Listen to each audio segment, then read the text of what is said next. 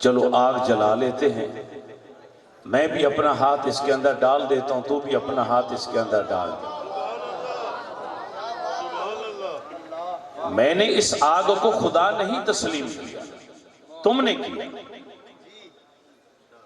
अगर मेरा हाथ जला दे तू सच्चा, और अगर तेरा ही हाथ ये जला दे फिर तुझे गौर करना पड़ेगा कि तेरा नजरिया सही नहीं। आग जल गई, अब जब हाथ डालने की बारी आई तो वो पीछे हो। अब उसे पता था मैं झूठा हूं। अब वो बाबा जी गुस्से में आए कि ये तो हाथ नहीं डाल रहा। उसका हाथ पकड़ा, ये दिखाया मुझे हाथ पकड़ा, आग के अंदर ले गया, छोड़ा ही नहीं हाथ आग के अंदर।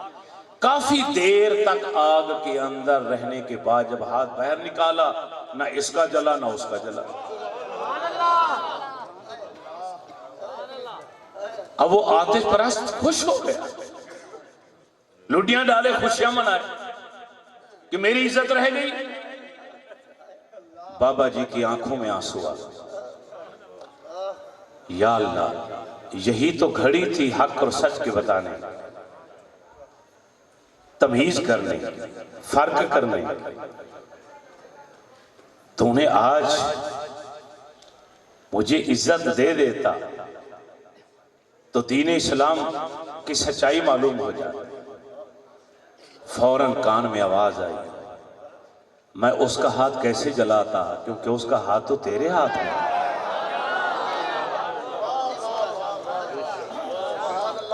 निस्बत तेरे हाथ की थी। अगर वो अपना हाथ अलग डालता तो फिर देखता कि कैसे सलामत निकलता है, मगर मैं तेरे हाथ को जला नहीं पाता और तूने उसका हाथ अपने हाथ में थाम रखा था।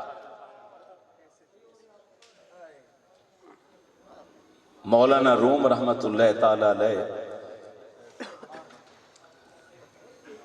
खान साहब की दस्तार बार बार स्पीकर की स्नैनल अड़ेगी मेरे ख्याल जरा तुरा निकले ना तब बलोचा वाला।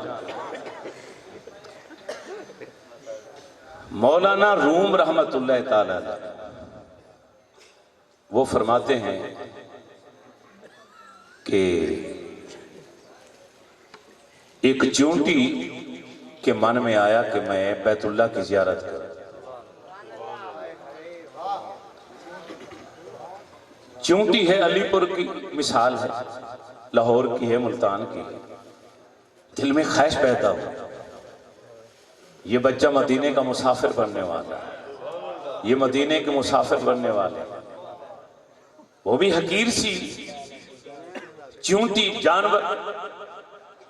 उधर खुशी हुई, साथ ही आंसू निकल आए।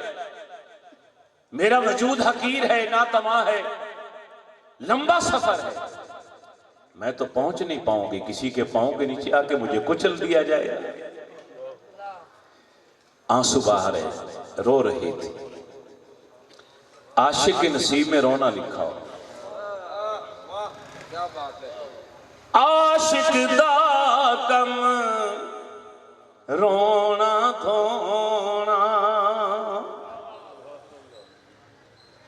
बिना इश्क दे नहीं जरूरी।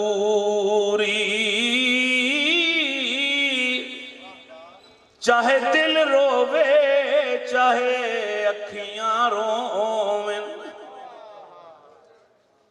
पर इश्क दे रोण विच हजूरी। रोना पैदा, आंख से आंसू, जो आंख आंसू नहीं ना बहाती, जब तक आंसू नहीं बहाती उसके ऊपर तलवार दोज़ख की आग की लटकी रहती है। मेरे नबी फरमाते हैं कि जब किसी आंख से एक आंसू भी मक्खी के सर के बराबर रुखसार तक निकल आता है तो रब अपनी इज्जत की कसम खा के कहता है कि मुझे हया आती है जो मेरी मोहब्बत या मेरे खौफ में जिस आंख से आंसू निकला है मैं इसको जहन्नम की आग में डाल। मेरे रसूल के खुतबे के दौरान एक आदमी की चीख निकली, आपने खुतबा वहीं रोक दिया। फरमाया इसके रोने की वजह से अल्लाह ने सबकी बख्शिश फरमाई।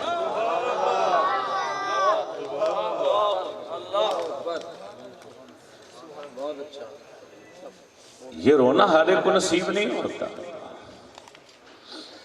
तो कारी कासिम में बात कर रहा था, कहाँ जाना, रो रही है, मैं कैसे जाऊं। इतने में कबूतरों का कौल आया, कबूतर आए, आके दाना चुगना शुरू हो गए। सरदार ने ऐलान किया, अपने पोटे भर लो, मैदे भर लो अच्छी तरह, क्योंकि हमने काबे को देखने के लिए मक्के जाना।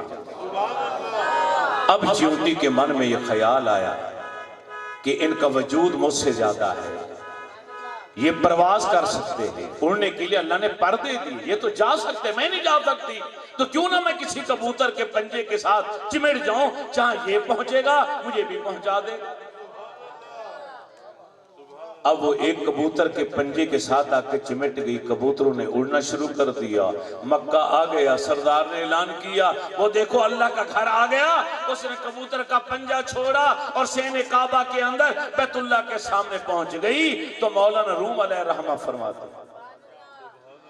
चों तो कर दी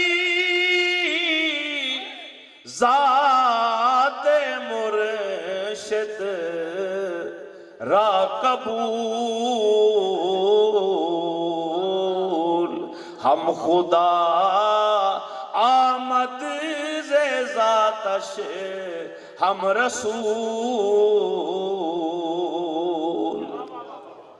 मौलाना रूम अलैहि रहमा फरमाते हैं कि जब तुम्हें मुर्शिद कामिल की निस्बत मिल जाए, उसकी निस्बत का पट्टा तेरे गले में आ जाए, फिर तो यकीन कर तुझे खुदा भी मिल गया, खुदा का रसूल भी मिल गया।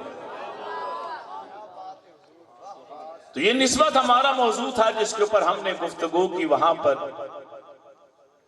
कि हमारी भी निस्बत है किसी के साथ, हम लावारिस नहीं हैं। जिसके गले में पट्टा होता है ना किसी के नाम का, शिकारी भी कई बार सोचता है कि इसको कुछ कहने की नहीं कहना।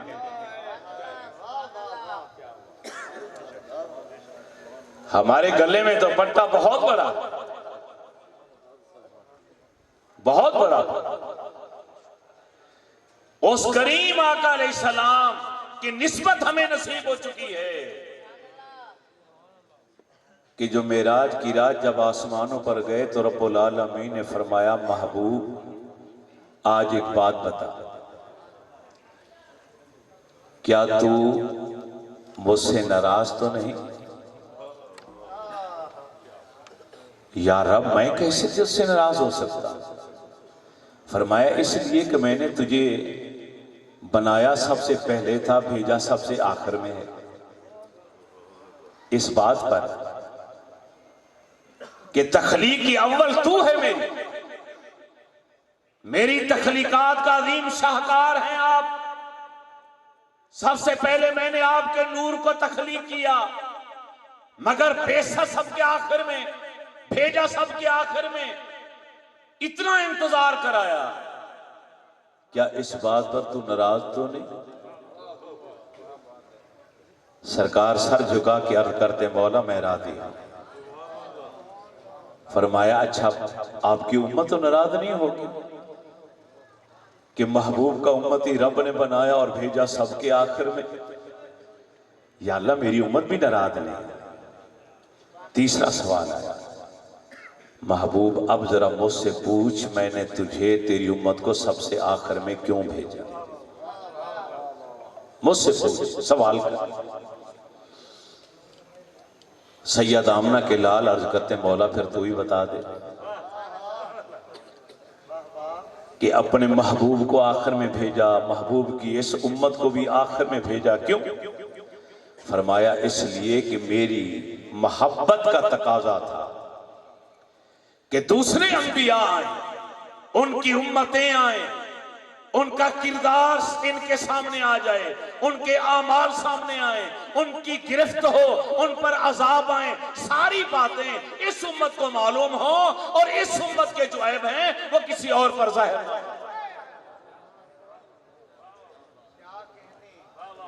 क्योंकि जो पहले जा चुके हैं उनके अहवाल हम कुरान में पढ़ रहे हैं, हदीसों में पढ़ रहे हैं। फला कौम ने नाप तोल में कमी की, उनका हशर ये हुआ। फलां ने बदकारी इख्तियार की, उनका हश्र ये हुआ। उन्हें बंदर बना दिया गया, उन्हें सुअर बना दिया गया, उनकी शक्लें तक तब्दील हो गई। उनकी जिंदगी की एक एक बात हमें पहुंचाई गई। मगर इस उम्मत को आखिर में इसलिए भेजा कि रब की मोहब्बत का तकाजा था, मेरे हबीब की उम्मत के ऐबों पर कोई जो है नजर ना रखे, किसी को पता नहीं चलना चाहिए।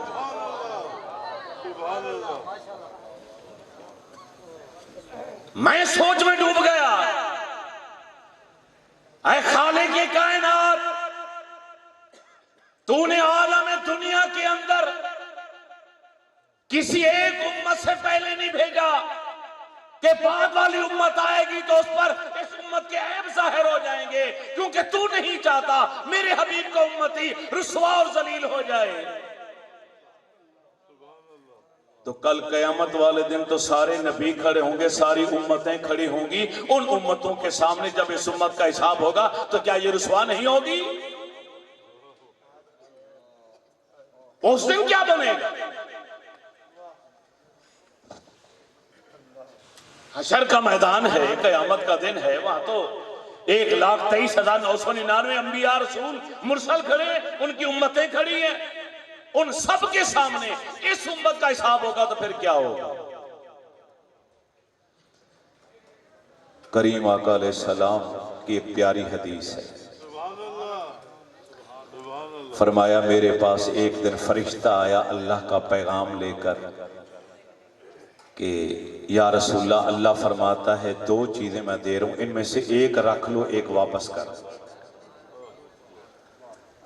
नंबर 1, आधी उम्मत बगैर हिसाब व किताब के जन्नत। नंबर 2, शफाअत का हक के शफाअत। या तो बगैर हिसाब व किताब के आधी उम्मत बख्शवा ले, जो बाकी बच जाएगी फिर अदल इंसाफ के जरिए उनका हिसाब व किताब होगा। अगर ये मंजूर नहीं तो फिर अपनी शफाअत का हक मुझसे ले लो। मेरे रसूल फरमाते हैं सहाबा, मैंने आधी उम्मत वाला ऑप्शन छोड़ दिया, शफाअत का हक ले लिया। या नबी अल्लाह, इसका क्या फायदा होगा? फरमाया हक शफाअत का मतलब है मेरे रब ने मुझे गारंटी दे दी, जमानत दे दी कि जब तक मैं सिफारिश करता रहूंगा वो मुआफ करता चला जाएगा, और जब तक मेरा एक भी कलमा पढ़ने वाला जन्नत से बह रहा मैंने खामोश नहीं होना।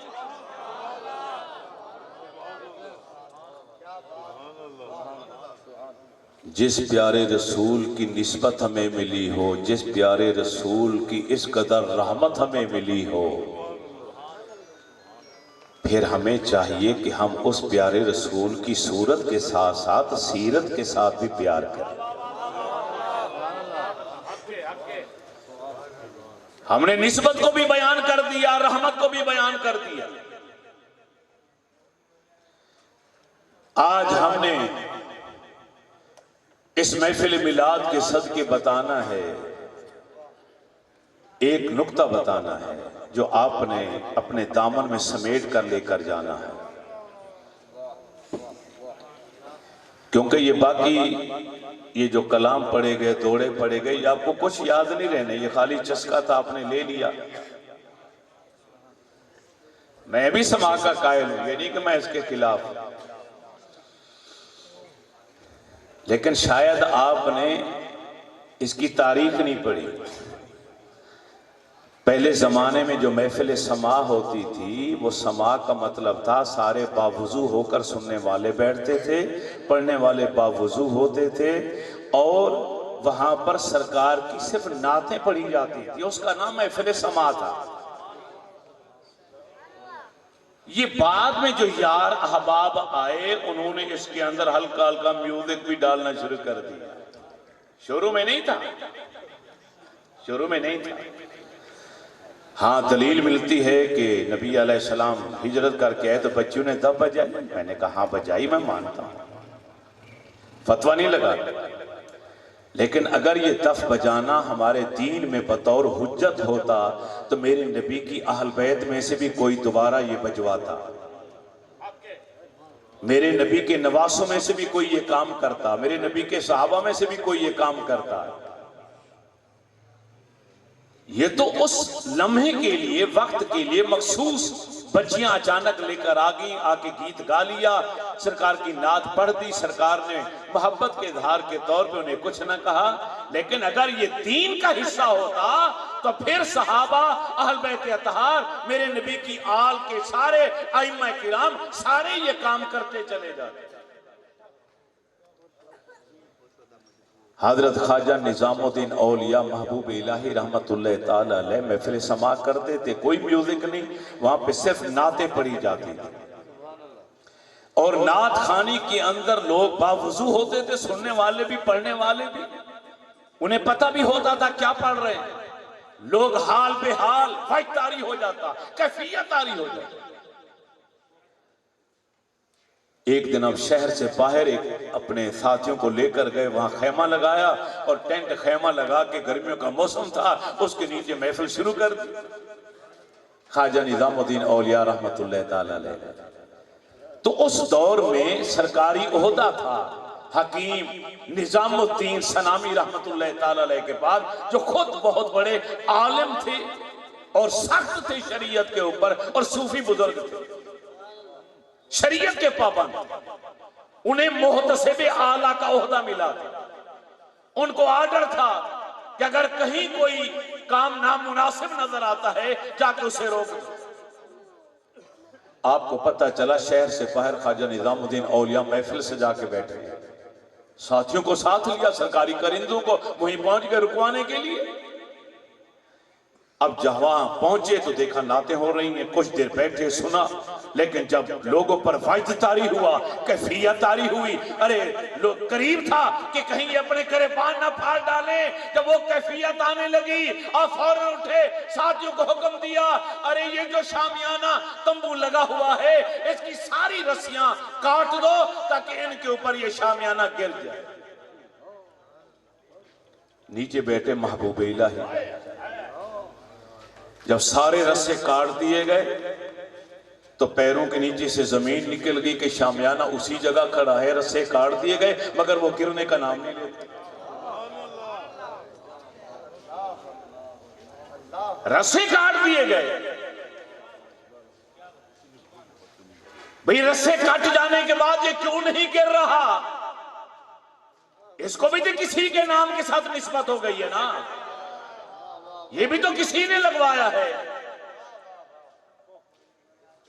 तो इतने बड़े शदीद शरीयत के पाबंद फौरन वापस आए, ये कहते हुए इन्हें कुछ ना कहो, इनका इश्क सच्चा है।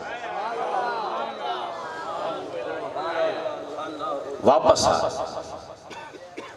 लेकिन उसके बाद मिले नहीं ख्वाजा निजामुद्दीन औलिया से, क्योंकि वो दिल में समझते थे कि ये काम जो हो रहा है वो उछल कूद करते हैं वाइद में आकर, ये शरीयत के मुनाफी है, ये शरीयत के मुताबिक नहीं। आखिरकार ये बीमार हो गए, हकीम साहब बीमार हो गए, जिंदगी की आखिरी घड़ियां आ गई। ख्वाजा निजामुद्दीन औलिया को पता चला तो आप मिलने के लिए चले आए कि चलो मैं बीमार पुरसी करता हूं। आके दरवाजे पर दस्तक दी, पैगाम भेजा, निजामुद्दीन औलिया आए हैं आपसे मिलने के लिए। हकीम साहब ने पैगाम भेजा, मेरी जिंदगी का आखिरी वक्त है, मैं किसी बिदअती से नहीं मिलना पसंद करता, जो शरीयत की हदों को तोड़ने वाला हो मैं उसे नहीं मिलूं। बड़ा सख्त जवाब था एक वली कामिल के लिए, मगर औलिया के अंदर मेरे नबी की सिफ्त हलीमी कूट कूट कर भरी होती। अगर सच्चा वली भी अपने नबी की हिल्म वाली, तहम्मुल वाली, बर्दाश्त वाली सिफ्त को नहीं अपनाएगा तो फिर और कौन अपनाएगा? आपने अपने गुस्से को जब्त किया और उस कासिद से कहा, उन्हें दोबारा जाकर कहो निजामुद्दीन कहते हैं मैं आया हूं मगर तौबा के इरादे से आया हूं। बात समझ आ रही है भाई? मैंने चंद बातें समझानी, आया हूं पर तौबा के इरादे से, अब बोलो क्या करो? जब कासिद ने जाके बताया कि उन्होंने कहा है कि मैं तौबा के इरादे को लेकर आया, बस इतना कहना था, उठ के बैठे, आंखों से आंसू जारी, अपनी दस्तार उतारी, फरमाया खोलो इसे, मेरे बिस्तर से लेकर बाहर वाले दरवाजे तक मेरी दस्तार खोलकर बिछाओ और निजामुद्दीन से कहो जिस रसूल से इश्क करते हो उसी का वास्ता जूतों समेत मेरी दस्तार के ऊपर चलते हुए।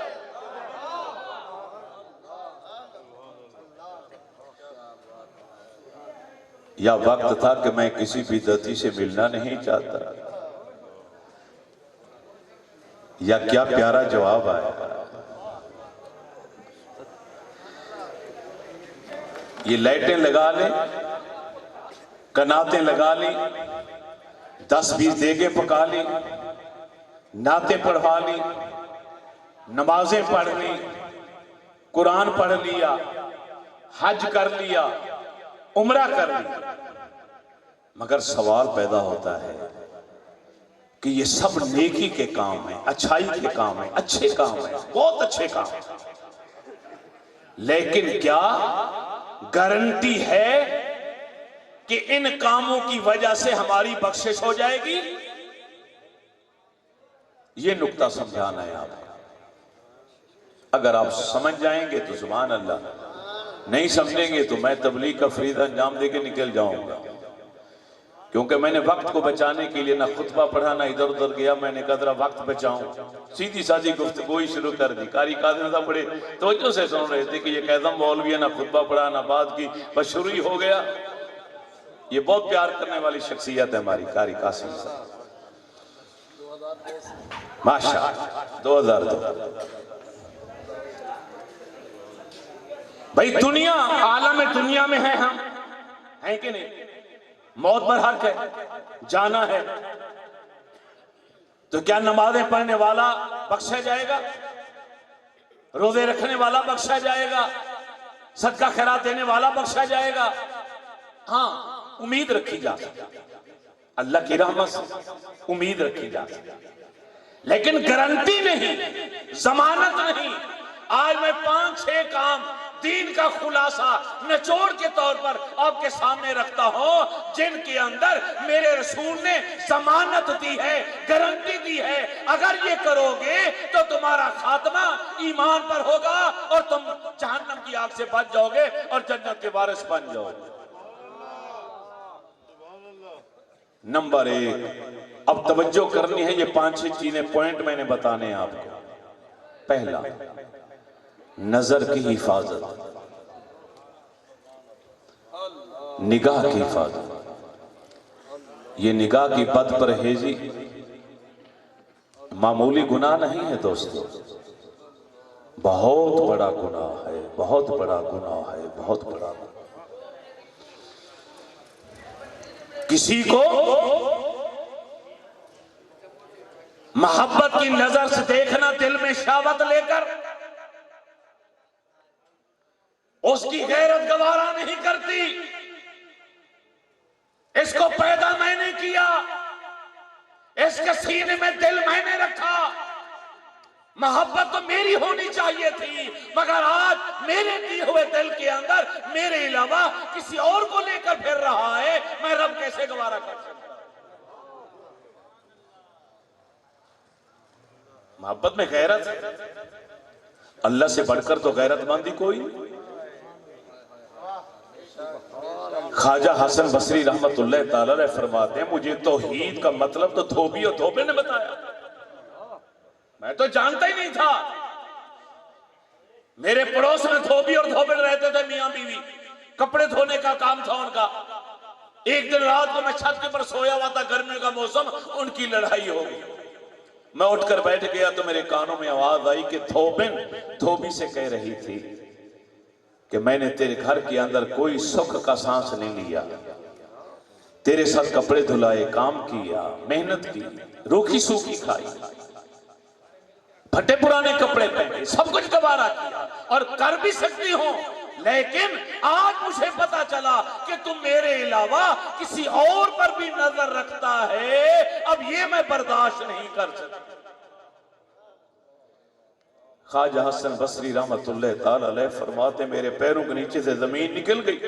मैंने रब का कुरान खोला तो आयत आई, इन्नल्लाह ला यगफिरु अन युशरक बिही व यगफिरु मा दूना ज़ालिक। रब फरमाता है अरे आसमान तक ढेर लगा के गुनाहों का अगर ले आओगे, मैं चाहूं एक लम्हे में माफी दे दूं, लेकिन अगर मेरी मोहब्बत में किसी और को शरीक करोगे तो मैंने माफ नहीं कर।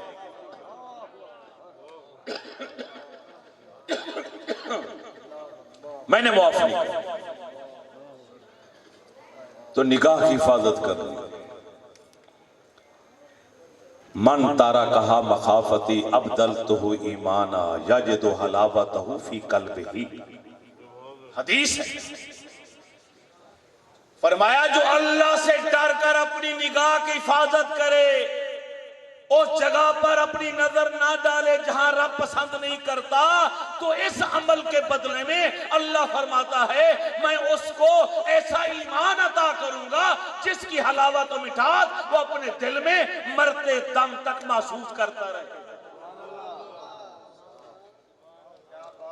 उलमा ने लिखा कि जिस दिल के अंदर अल्लाह ईमान की मिठास एक बार उतार देता है फिर वो दोबारा निकालता नहीं,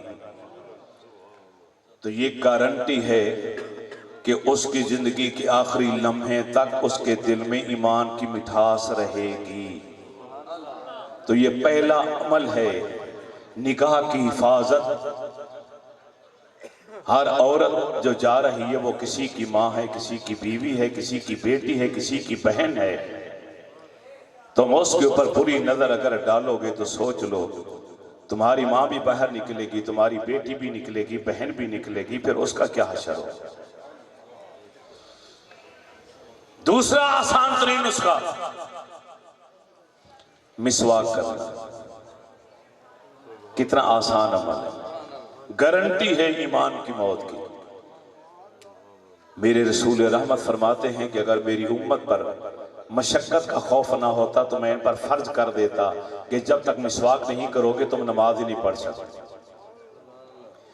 खुशबू भी आएगी, मुंह से महक और बदबू खत्म होगी और इबादत का सवाब दुगना हो जाएगा, अल्लाह रसूल राजी हो जाएंगे। अल्लामा शामी रहमतुल्लाह ताला अलैह ने शामी फिक्र हनफी की मोतबर तरीन किताब के अंदर लिखा कि इसको पकड़ने का अंदाज सुन्नत के मुताबिक क्या है। फरमाते हाथ की 3 उंगलियां मिसवाक के ऊपर होनी चाहिए, दरमियान वाली 3 उंगलियां ऊपर, छिंगलियां आखिरी छोटी उंगली ये साइड पे होने, ये नीचे होनी चाहिए और अंगूठा साइड पे बराबर होना चाहिए। ऊपर नीचे करके मिसवाक करें, ये सुन्नत है। और जो सुन्नत के मुताबिक मिसवाक करता है वह मिन मनाफिही तज़कीरुश शहादा। हदीस पाक के अंदर आता है कि जब इस पर मौत का वक्त आता है तो इज़राइल फरिश्ता इसकी रूह निकालने के लिए आता है, तो अल्लाह उसे कहता है मेरे इस बंदे की जान बाद में निकालना, पहले 2 काम कर। मौत इसको बाद में देनी है, पहले 2 काम करने हैं। या अल्लाह क्या करूं? फरमाया शैतान को दूर कर दे ताकि इसको गुमराह ना करे और इसको कलमा याद करा दे। आया था कारी साहब, आया था मौत देने, आया था रूह निकालने, मारने के इरादे से आया था, मगर मिसवाक के फायदे का क्या हुआ कि रब्बुल आलमीन ने फरमाया अरे मेरा बंदा मेरे हबीब के फरमान के मुताबिक सुन्नत पर अमल करता रहा, मिसवाक करके इबादत करता रहा, मुंह खुशबूदार रखता रहा। अब मेरी तरफ से तुझे हुक्म है शैतान को भगा दे ताकि इसको गुमराह आखिरी वक्त में ना करे और इसको याद करा कि तू मुसलमान है, इसको कलमा याद करा। इज़राइल फरिश्ता तुम्हें कलमा याद कराएगा। तो जब इज़राइल कलमा याद कराएगा तो फिर कलमा पढ़ेंगे कि नहीं? जब कलमा पढ़ के मरेंगे तो खात्मा ईमान पर हुआ कि नहीं? अब तीसरा अमल आजान का जवाब दे। कितने आसान नुस्खे। असल दीन ये है कि जिसको भुला बैठे। हम कहते हैं कि बस नाचने खेलने कूदने का नाम ही दीन है। नहीं नहीं नहीं नहीं, ये दीन 300 400 500 आदमी बैठा है, अगर 2 आदमी भी मेरी बात सुन के पे अमल करेंगे तो खान साहब और ये पूरी अंजमन ताजरान जितने भी है, रौ साहब और इनके सारे अहबाब सभी की आखिरत समझ जाएगी और मैं समझूंगा मेरे लिए भी ये सरमाया है। बुखारी शरीफ उठाई है, कुरान के बाद बुखारी शरीफ का दर्जा बुखारी शरीफ के अंदर है। काली कबली वाले ने फरमाया कि जब अजान कहने वाला अजान कहे तुम खामोश हो जाओ, काम छोड़ दो, कुरान भी पढ़ रहे हो तो उसे भी बंद कर दो। अजान है, कुरान की तिलावत भी बंद कर दो, हुक्म है तिलावत भी बंद, तिलावत भी नहीं कर सकते, कुरान बंद करो और अजान सुनो। अब वो कहेगा, अब देखिए मेरी तरफ, अल्लाह अकबर अल्लाह अकबर। अब सांस लेगा, तुम जहां बैठे हो वहीं ऐसा ऐसा कह दो अल्लाह अकबर अल्लाह। वो फिर कहेगा अल्लाह अकबर अल्लाह अकबर, सांस लेगा, तुम फिर कहो अल्लाह अकबर अल्लाह। ये तरीका बता रहा। फिर वो कहेगा अशहदु अल्ला इलाहा इल्लल्लाह, तुम भी ऐसा से कह दो अशहदु अल्ला इलाहा इल्लल्लाह। फिर वो कहेगा अशहदु अल्ला इलाहा इल्लल्लाह, आप भी कह रहे। वो कहेगा अशहदु अन्ना मुहम्मदर रसूलुल्लाह, आप भी यही जुमला बोल दें अशहदु अन्ना मुहम्मदर रसूलुल्लाह, साथ इजाफी कह दें सल्लल्लाहु अलैहि वसल्लम। हय्या अला सलाह हय्या अला सलाह, आप कहेंगे ला हौला वला कुव्वता इल्ला बिल्लाह। हय्या अलल फलाह हय्या अलल फलाह, ला हौला वला कुव्वता इल्ला बिल्लाह माशाअल्लाह। अल्लाह अकबर ला इलाहा इल्लल्लाह। मेरे रसूल रहमत फरमाते हैं अजान के बाद खामोश होकर काम छोड़ दिया, अजान को सुना, अजान के वही अल्फाज दोहरा के जवाब दिया। अब जब अजान मुकम्मल हुई तो अल्लाह रब्बा हाज़िही दावत तामा व सलात कायमा वाली जो सुन्नत के मुताबिक दुआ है वो दुआ पढ़ लें। मेरे नबी ने फरमाया बुखारी शरीफ की हदीस कि जो ऐसा करता है हल्लत लहू शफाअती, कयामत वाले दिन मेरी शफाअत का वो मुस्तहिक हो गए, मेरी शफाअत उसके लिए हलाल हो गई। मैं आपसे पूछना चाहता हूं अगर काली कमली वाला क़यामत वाले दिन तुम्हारा शफी बन के आ जाए तो क्या तुम जन्नत में नहीं जाओगे? ये तो अलग मौजू है ना शफाअत का। मेरे रसूल ने तो दुनिया से जाने से पहले पूरा शफाअत का एक निजाम तश्कील दे के पूरा जाल बिछा के रख दिया, छोटे बच्चे से लेकर बड़े तक। मासूम बच्चा भी शफाअत करेगा, जिसको तुमने पानी पिलाया था दुनिया में वो भी शफाअत करेगा, खाना खिलाया था वो भी शफाअत करेगा, रास्ता बताया था वो भी शफाअत करेगा, अच्छा मशवरा दिया था वो भी शफाअत करेगा, नमाज भी शफाअत करेगी, रोजा भी शफाअत करेगा, कुरान भी शफाअत करेगा, बैतुल्लाह भी शफाअत करेगा, हजर असवद भी शफाअत करेगा, मकाम इब्राहिम भी शफाअत करेगा, अंबिया भी शफाअत करेंगे, औलिया भी शफाअत करेंगे। पूरा शफाअत का मेरे रसूल ने जाल बिछा के रख दिया। मुमकिन है कि कोई बच जाए, कोई ना कोई किसी ना किसी का हाथ पकड़कर जन्नत में लेकर जा रहा हो। मेरे रसूल फरमाते हैं आखिरी वो शख्स होगा कि जिसके हाथ में एक आदमी का हाथ हो। पूछा जाएगा तो इसको क्यों लेकर जा रहे हैं? वो अर्ज करेगा मौला इसने मुझे दुनिया में पानी पिलाया था, आज इसको याद आ गया, इसने याद कराया, मुझे भी याद आ गया है, इसने नेकी की थी, अब मैं जन्नत में जाऊं तो ये बाहर खड़ा रहे।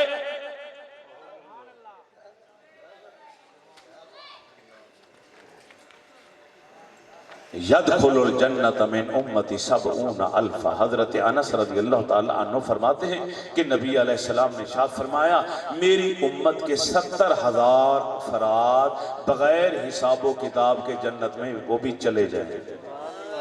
कितने? थक तो नहीं गए? तवज्जो चाहता हूं, ये हदीस बहुत जरूरी है जो सुना है, क्योंकि नबी अलैहिस्सलाम से भी मंसूब हैं, औलिया किराम से भी मंसूब हैं, गौस पाक से भी मंसूब हैं, आल बैत अतहार से भी मंसूब हैं, तो वो निस्बतें सारी इकट्ठी हो रही हैं इस हदीस के अंदर। फरमाया यदखुलुल जन्नत मिन उम्मती सबऊना अल्फा, ऐ मेरे सहाबा सुनो, मेरी उम्मत के 70,000 अफराद जन्नत में चले जाएंगे। अब सहाबा ने मेरे रसूल के चेहरे व दुहा को देखा तो चेहरे पर खुशी थी, चमक थी, दमक, बशाशत, तमाज़त। तो फौरन दिल में अल्लाह ने ख्याल डाला, यही वक्त है मांगने का। कालू कहने लगे जिदना या रसूल अल्लाह, ऐ अल्लाह के रसूल जरा और इजाफा फरमा दीजिए। उम्मत ज्यादा है, 70,000 तादाद कम है, जरा इजाफा फरमाइए। मेरे नबी ने यह नहीं फरमाया कि मैं तो बेइख्तियार हूं, मेरे पास तो इख्तियार ही कोई नहीं। हदीस है, हजरत अनस रावी हैं, मुस्नद अबू याला के अंदर ये